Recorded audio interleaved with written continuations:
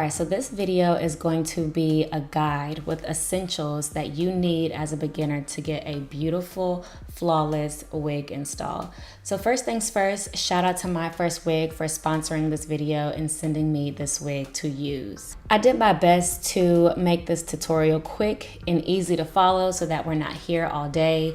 These are all the tools and materials that I believe you need as a beginner, and don't worry, I will re-mention the tools or the products as we get to those steps in the video. First, you need something to keep your hair out of the way. You can use gel or spray for this, whatever works best for your hair type.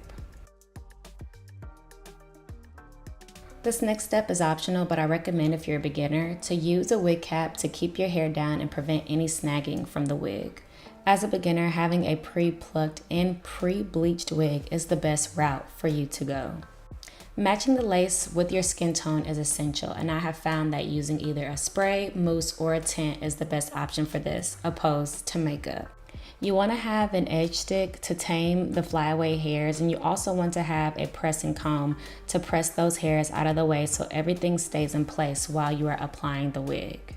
The easiest way as a beginner to match your cap to your skin tone is to use whatever mousse or spray you use for your lace so that everything is synonymous.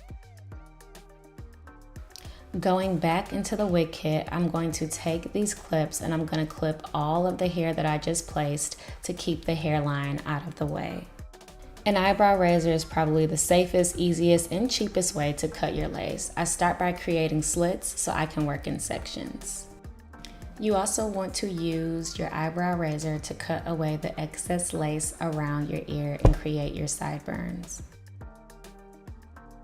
When it comes to wig applications, you want to walk before you run. So I recommend starting with adhesive spray before you move to glue or tape. You want to get a spray that you trust and a spray that works well with your skin tone and your daily activities. This is one of my favorite wig sprays. It's easy to use and has less of a white cast during the process.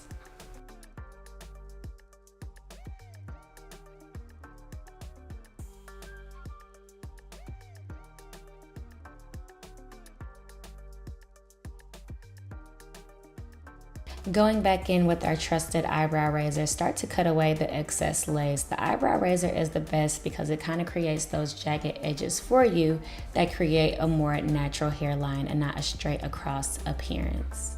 Using the rat tail end of your comb, go back in with your spray and secure any loose flaps or edges of the lace.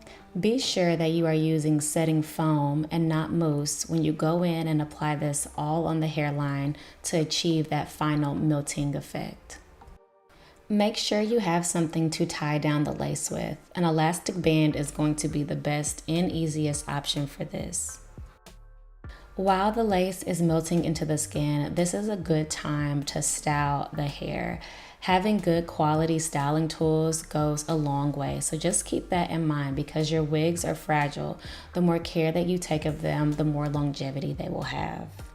While you're styling the hair, it's best to go back in with your edge taming stick in your hot comb to sharpen the part and to tame any flyaway hairs that are remaining. And after you've given your scarf or your band a chance to set and melt that lace into place, then all you do is remove it and enjoy your results. And that is all you need. Those are all the essentials you need to get a beautiful, professional looking install. This wig did most of the work for me. I did minimal work to achieve these beautiful results, so I do recommend getting wigs that are specifically made for beginners. Keep in mind that the better quality of your wig and the better the quality of your lace, the more likely you are to achieve professional looking results of your install. So thank you so much for watching. I hope you all enjoyed, and if you have any questions, leave them down below. Until next time.